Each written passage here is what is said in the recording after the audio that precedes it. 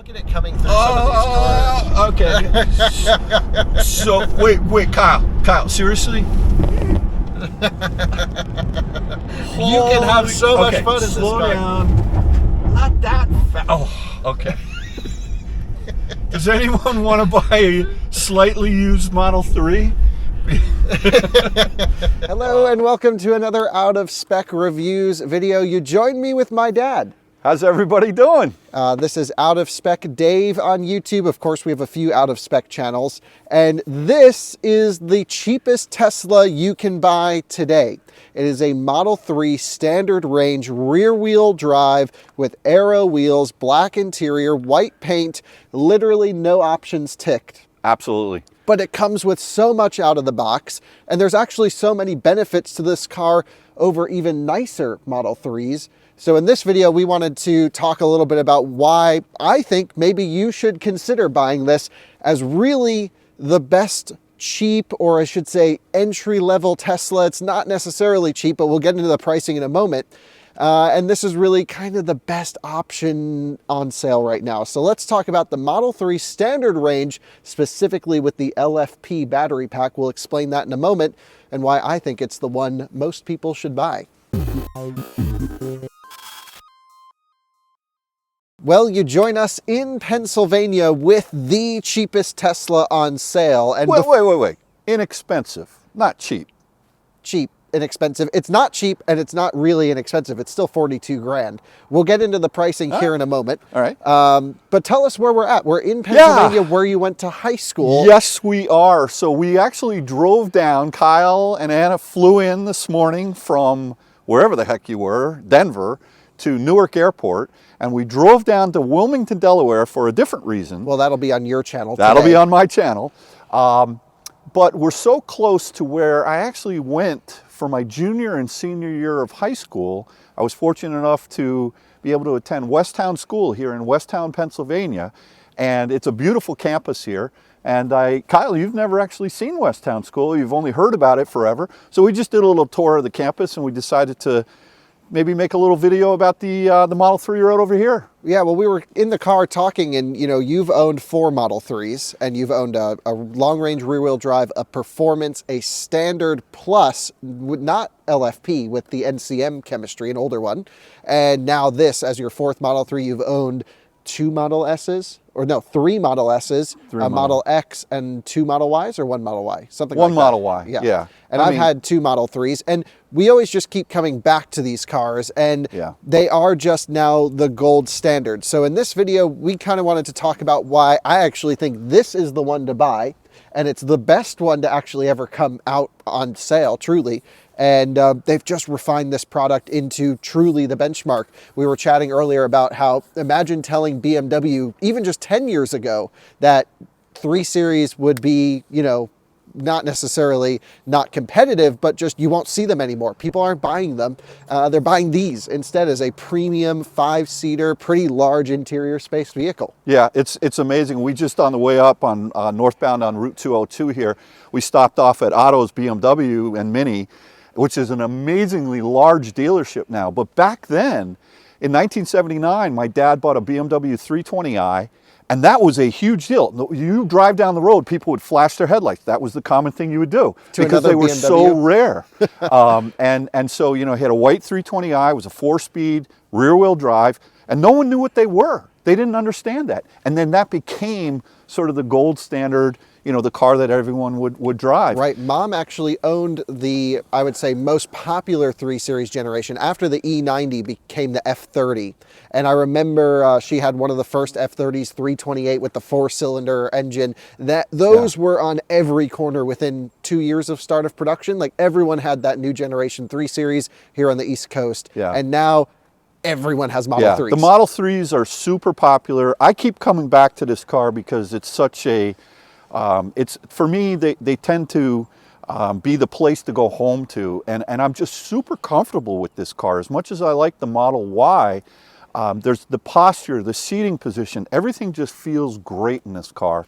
And so, and the seat it's very comfortable. So now you know our take. We're Tesla enthusiasts coming at you from a Tesla enthusiast standpoint as to why we think the LFP is the way to go. I mean, we have and we can do and we should do more Tesla comparison tests, Model 3 versus other electric sedans. Ioniq 6 I'll be driving here in just a week or so. And then, of course, Model Y versus the very hot growing SUV electric segment. But let me just take you on a tour of Model 3 for those who might just be shopping now. I know a lot of you are familiar with the car, but of course it's a fully ground up platform that's electric, but a lot has changed since start of production.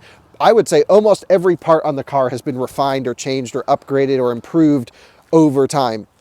So even little things like the wheel arrow design has improved, the cameras have improved since start of production, the headlights have changed, the way that the body panels fit, the glass, and double pane glass, even on the standard base car.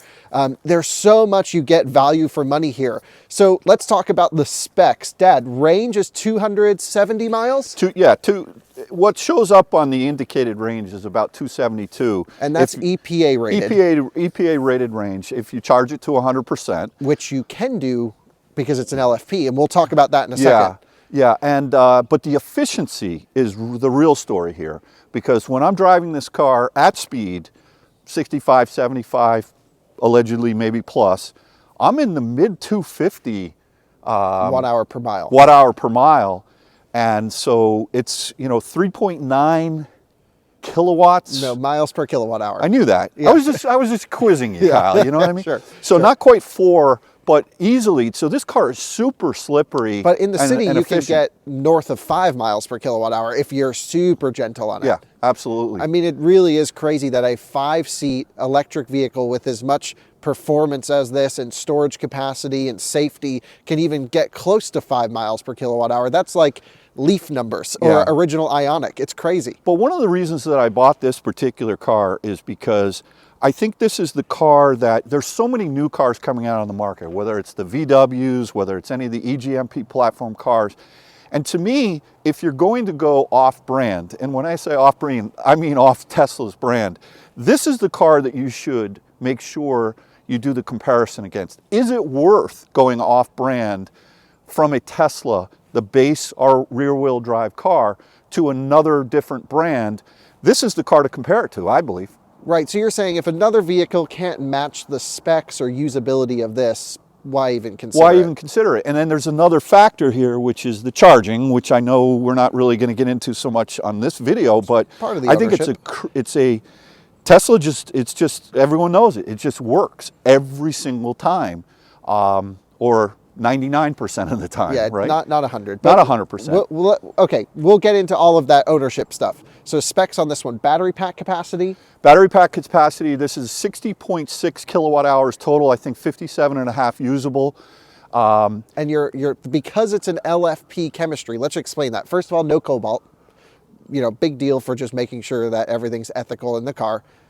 Not to say, I don't know if it's, I'd really be curious to do a whole deep dive on, is cobalt actually that bad? Half the stories say it's terrible. Half the stories say, you're only complaining about it on your phone, which contains cobalt.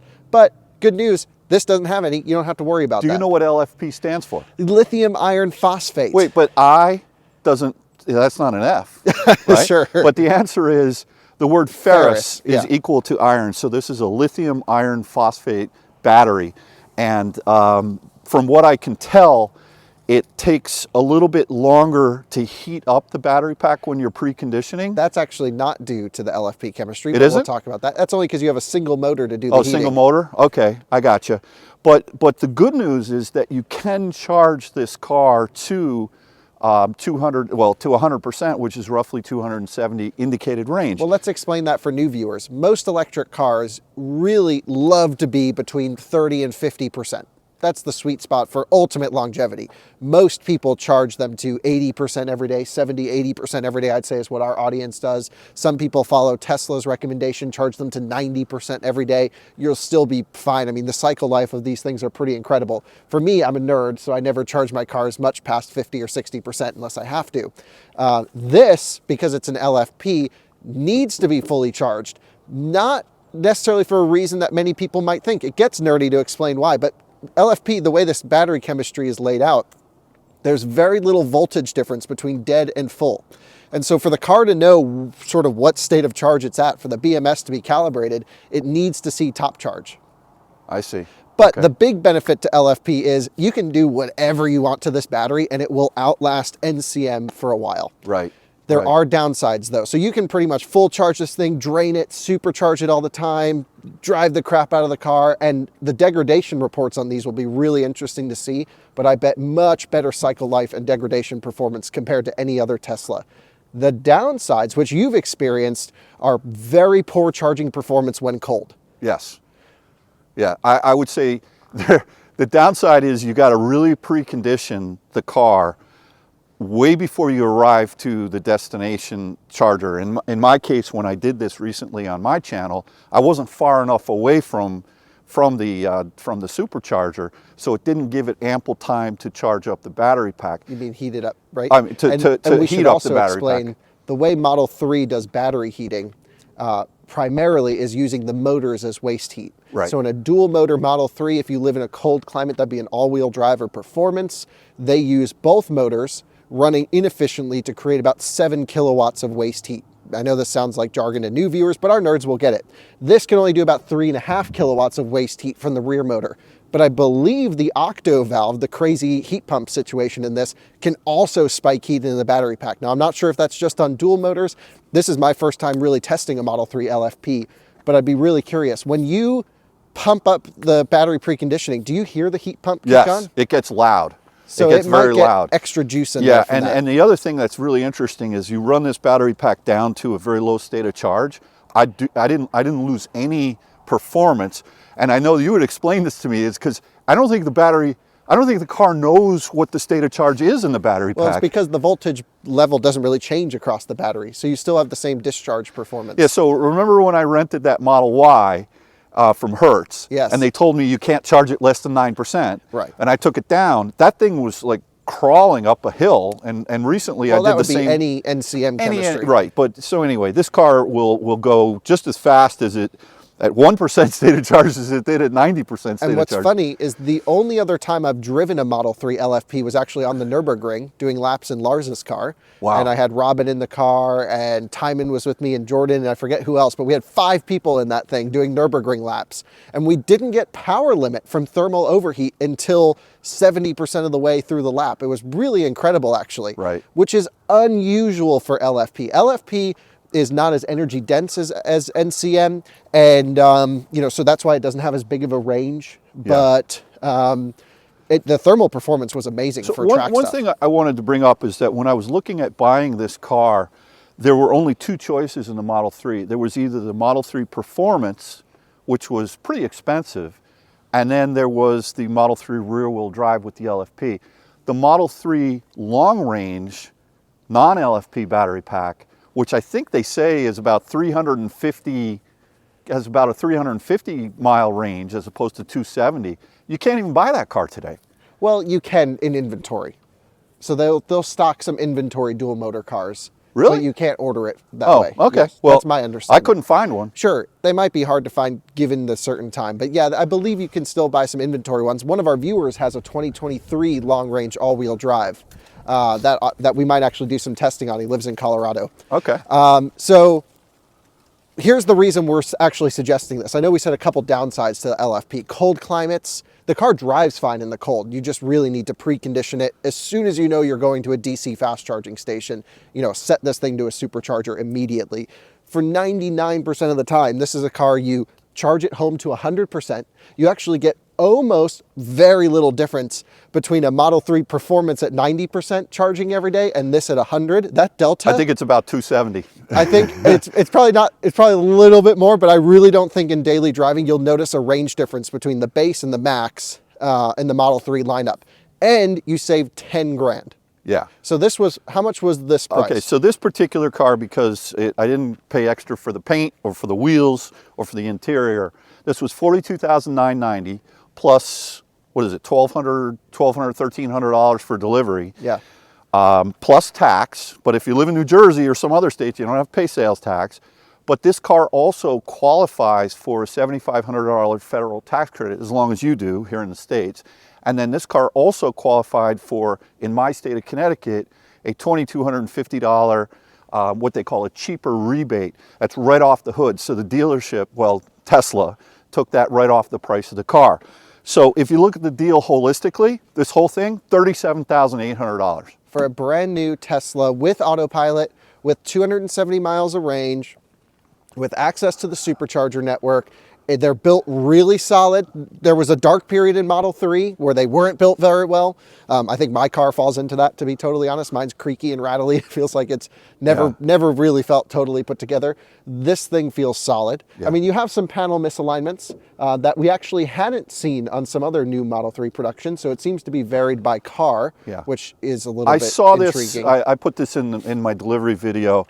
The alignment here was really not good, and that's okay. I mean, it's a trunk alignment, but also if you come over here, you'll see a little bit of misalignment here and some other things, but minor things that Tesla knows, they know how to fix them. This is a daily driver, not a showpiece. Yeah. It's a car that you just get, you drive, you do your daily chores in it, and you get out and do whatever. This car you can pile the miles on, not feel bad about it. They're Hertz rental cars. By the way, if anyone's going on vacation anywhere, just rent one. They're $70 a day. Yeah. And you know what? They're totally killing it with this product. You can do anything you want to the battery pack, charge it however or whenever you want. It does like to see full charge once a week. That's their recommendation.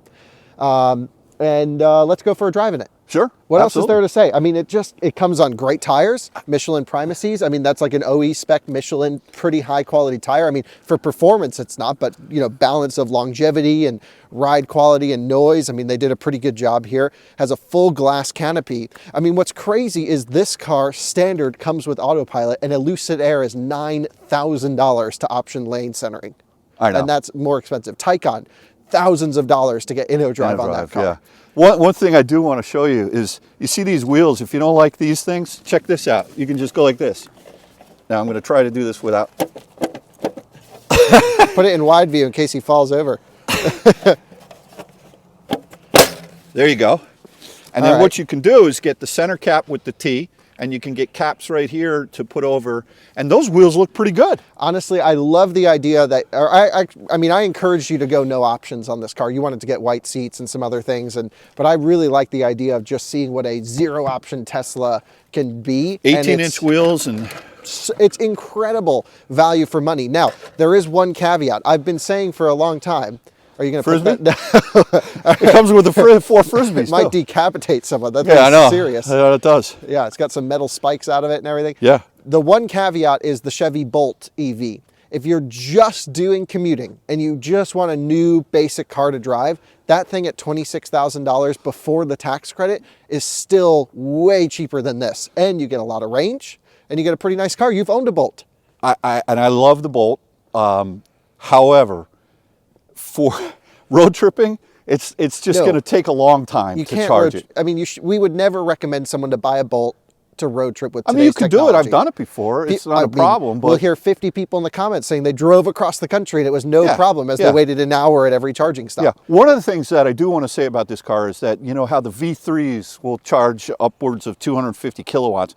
The most I've seen this car charge is 171 kilowatts. That is its peak charging rate. Yeah. And it will do that with a CCS adapter, and it will do it. I did, right. And that's just, that's the thing. You can, you spend, what is it, $250, $180 for a CCS adapter? $250 from the Tesla website. No, they lowered it now. Oh, they did? Yeah. Oh, wow. All right. Or maybe that $250 was a lower number. I think it's less than $200. Either way, I paid $250. I did too, but get the CCS adapter and you can charge this thing anywhere you want. Yeah. Out in the public. And it's the ultimate sort of. I even charged this car at a Magic Dock using CCS to see, right? Just to see like what's going on with that. And it was 170, actually charged faster with the Magic Dock than it did. I mean, only 1 kilowatt, so it was basically the same. The battery was a little warmer. But look, here, they're great cars. They're really reasonably priced. They're solid, and I love it. I love driving this car. You know what it is? It's easy to drive. If this car's in the driveway, you just get in it and you go. super easy. Totally. And I want to talk about just some of those things that we take for granted as Tesla owners, because we're so used to having Spotify integration, and, you know, me never even seeing this car until today, because I have the car in my Tesla app, all my settings loaded up. It loaded my Spotify right away, just remotely. Everything is so interconnected, where it's like, if I have a friend that's borrowing my car, which happens all the time, I can just text them the key to my car. Yeah. Like so many little things like that no one else can do. Yeah. Every automaker has a bit of pieces of what Tesla can do. They have a little bit of, like, Taycan can show you charging speed. You can precondition cars from certain apps. No one has the full technology ecosystem that Tesla has. And love or hate Tesla, love or hate Elon, that is a unique and awesome feature to owning one of these cars. And the barrier to entry, it's like no longer the base ones aren't bad. It's just like, this is the one to buy. And let's talk more about that as we drive and you install your center cap. Yeah, I got to figure out how to put this back on. Well, you got to line up your valve stem. Oh yeah, look at that. Yeah. That was smart. Yeah. Here we go. I can't tell you how many Model 3s I see with that jammed on. There we go. Think about the range increase you just gained back to this car. Beautiful. About Touchdown. half a mile. Let's go. Well, you join us in the Model 3 LFP now. And Dad, I know you've been driving this car for a little bit, but it's actually my second time driving a Model 3 LFP. As I talked about earlier, the time before was on the Nürburgring. So my only experience with this car was driving it around the track. And that was actually a Shanghai produced Model 3 LFP car. And this one was built in Fremont. Right. Yep, so that was pretty cool to experience that car, and that was just as it came out. Lars had one of the first ones in Europe, and we were like, how do you charge this thing? And we were all like really curious about all of that, because again, 100% charging is a new thing for EVs. One thing I'd really love to hear from maybe some battery chemistry experts is, you know, typically with NCM or the battery packs in other electric cars, you can charge them to 100%, but you don't want to leave them there very long, and heat, of course, is an added source of degradation. I'd be really curious if, although Tesla says they need to charge it to 100% so the BMS can calibrate, if it's actually good for the car or not. They do say in the manual, quote manual, but they do say it's weekly. They would like you to charge it, not every day. They say you can, but they recommend weekly charging so that the battery management system can figure out something like just to know where it's at. But where's the daily limit? That's what I would like to know. If I want to absolutely do the best possible job of taking care of my battery pack, should I charge it to 50% and leave it for a long time? That's probably what I would do either way, but I'd be really curious to know if that actually helps the longevity. Yeah, I think we need a battery expert for that. So that's why we are asking the YouTube commenters. Yeah. Because we do have battery chemistry You can go experts. straight down here by Cheney. Okay. Go straight. Great. Okay, driving the car. First of all, Model 3, all the good stuff applies here. Great seating position, awesome little steering wheel. Car's really fun, actually, to hustle around. The suspension systems they've put on the newer ones have really gotten, I would say, a little bit softer and less performance-oriented. I like that. Yeah, sure, but I was driving Dominic Yoni's Drive Electric with Dominic. I was just driving his long-range rear-wheel drive Model 3, which he purchased used, and it was an early one. It actually had the original stiff suspension on it. Okay. And that car hammered through some corners, and it was awesome. Really? This, I can tell, like, when you really load it up, it kind of floats a little bit. It's also got the 18-inch wheels, bigger sidewalls, right? Yeah, the sidewall's not playing too much of a role here. It's definitely under-tired. I mean, like, if you're going to go Model 3 track build, you would get, Mountain Pass Performance Suspension or KWV3s, and then just some 10.5-inch wide wheels, and that's all you need to do. Right. It's pretty amazing how... What's amazing is how, like, to me, you just gave it the beans there, and it goes pretty good. So we have differing opinions. To me, it actually feels really slow. But, like, look at it coming through some of these corners. Okay. So, wait, Kyle, seriously? You can have so much fun in this car. Slow down. Not that fast. Oh, okay. Does anyone want to buy a slightly used Model 3? Okay, so this is interesting. The car is very slow. I agree with Yeah, I mean, it's fine. It gets out of its own way. For rear-wheel drive, would you say it's underpowered for the average person? I would say, like, forget about performance driving. I'm talking if you've got $38,000 to spend after all the taxes, assuming you can get the $7,500. I mean, would you say that you're going to get a performance car for that? No, but this doesn't. It's not like it's slow. No, it's not slow. The one thing I wish Tesla would do a little bit better job of actually is just giving you full power from zero. So for example, especially here at, let's just say 5 miles an hour, I floor it, nothing really happens. You have to build speed and then it ramps on the power. And they do this for all of their non-performance models where they nerf the acceleration at low speed to give it an artificially lower 0 to 60, so you buy the performance. But at speed, this thing actually goes pretty good. Once you're at 50, 60 miles an hour, the performance is strong. All right, you heard everything Kyle said. For the average consumer, especially if you're buying an EV for the first time, go drive this car. You will not, if you say this is underpowered, then go ahead and get the performance one. But to me, this thing is fun. It's quick around. It's very light in the front end, because you don't have the extra power or the extra weight. Yep. Of the front motor. So, I think it's really a great value. I really do. I'm super happy I got this car, and I came out of a Model S, right? Which was a beautiful car, but this thing's more fun. So one thing I noticed is living in Colorado, a cold weather state, is I'm seeing a ton of Model 3 performances right now, new ones on temp tags. And the reason is that's the only all-wheel drive version you can order from the factory. That's true. My recommendation is, unless you live in the mountains of Colorado or, maybe in Alaska, Montana, sure. But unless you really live up there, this car, rear-wheel drive, get a set of Nokian snow tires on it. Some R5s or maybe even the 10 EV studded versions. You're going to be pretty much unstoppable in the snow. The balance of the car is great. Having that weight on the rear axle with the rear motor really helps push you along. It's the 911 effect. And, I've had Model 3 rear-wheel drive in Canada in the middle of winter. Your original long-range rear-wheel drive I took up to Montreal and did a whole bunch of stuff around Quebec. And that was actually fun back then because that was one of the first Model 3s ever in Canada. Well, Kyle, remember when Mom and I went in search of the Magic Docks to upstate New York? Just a few weeks ago.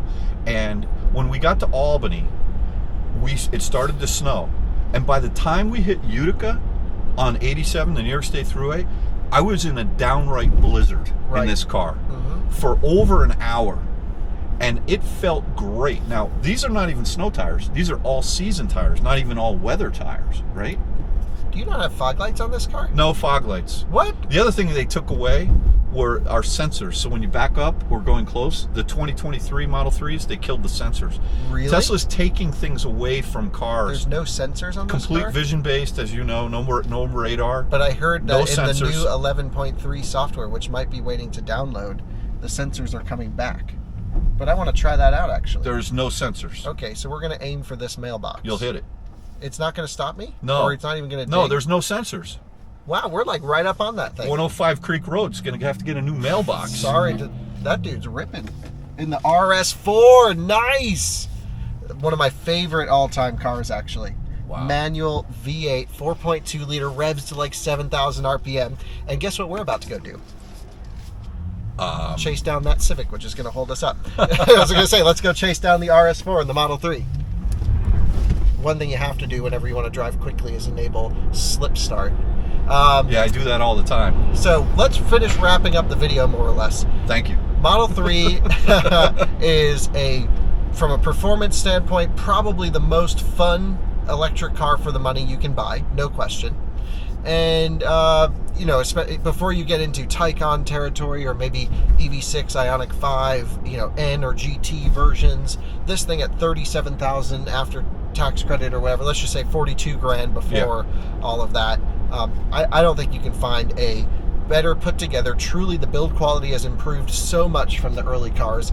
Unlike Model S and X, Model 3 and Y have gotten better. You get unbelievable charging. You charge it home to 100%. You charge it a supercharger whenever you need to. You get wonderful driving characteristics, the best one-pedal tuning, a quiet car with great driver assistance that you can activate anywhere. Heated seats, heated steering wheel, glass roof. I mean, backup camera, which is beautiful. Everything is... It's unbelievable the amount of features you get. Yeah. The Spotify integration, the app integration is truly the best out there. You can load up you and all your friends' Teslas in your app and just, choose what car you're at, phone key. It is the easiest car to live with on a daily basis. And so many of those little things, they just do a great job that no one else can even come close to matching at the moment.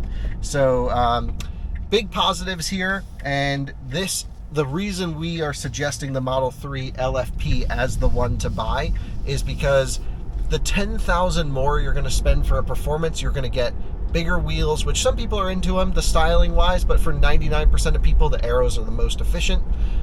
You're getting, of course, a less efficient car, chemistry that will degrade more than this, we're told, at least we believe. And it's not bad. The degradation conversation's really played out on EVs. My Model 3 has 130,000 miles on it with, 10, 11, 12% degradation, somewhere in there. It's not bad, but it's noticeable. I don't think we'll see that with these cars. I think we'll see less. I was just in California this past week. Yeah. I left the car at, I believe, 73%. Came back 7 days later, it was still at 73%. Pretty amazing. There was not one percentage difference. When I rented the Polestar and I was sitting in the car at Hertz the other day, it went from 80 to 79 while I was sitting in it. Yeah. It's like, what's going on? Well, you were running. No, I know. I had something on there probably, but look, workhorse car, great car. Check it out. Make sure you drive these cars. It has to be on your shopping list. Yeah. It is so good that, I guess some of the comments that are really popping up recently is, I wouldn't drive a Tesla because of Elon. And look, I'm not here to convince you to drive a Tesla. Buy whatever you want. I mean, I think the Ioniq 6 is going to be one hell of a cool car. I'm really looking forward to playing around with that and trying that car out. Buy what car makes you happy. However, if you just want to look at numbers on paper, driving experience, and overall daily livability, truly and objectively, there is no better one-car solution than what this vehicle offers. Yeah. Including price. I would say Model Y. But it's so much more money. 10 grand. That's a lot of money. 10 grand more. But I would rather have a Model Y non-performance than a Model 3 performance, I think. For me personally. For most people out there, I totally agree with that. So if you're going to spend 10 grand more, or you're willing to, before you go out and buy the Model 3 performance, just drive the Model Y. Everything is 10% bigger. It's a little bit higher higher seating, a little easier to get in and out of. This is a little bit low, but me being 6'5", I got tons of headroom in this car. It's not difficult to get in. RS4. Oh yeah, you found him. Yeah. No, he said, look at that Model 3 LFP back there. I wonder who's driving that thing. I gotta find him. Well, the license plate's OOS Dave. Wow. Yeah. What are the odds? So he's probably like, who's Oos Dave? Oos Dave, yes. Oos Dave. Well, thanks for watching another Out of Spec Reviews video. Thanks for joining us here in the Model 3. It's not a perfect car, but when you factor in the price at 42 grand for the range, the charging, the driving, the quality, everything else, the service experience is bar none. It's amazing. They've totally fixed all of their service center nightmares, in my experience and yours. It's the car. It's the benchmark, and it should be everyone's automotive reset. At least when I review cars, it's mine. If it can't match this, then, there's got to be something else really good about it. Yeah. I'm glad you finally got a chance to drive my LFP. Well, I think I'm going to borrow it for a few months, maybe over the summer or something like that, and do some tests and comparisons. Yeah, sure. Just let me have the Rivian, that's all. Sure, but we'll have this out in Colorado for a bit, and then I'll bring it back to you. Absolutely. You can. What's mine is yours. Thank you. Is what yours is mine? Absolutely. All right, there you go. All right, see you all in another one. Take care. Enjoy. Bye-bye. Bye-bye.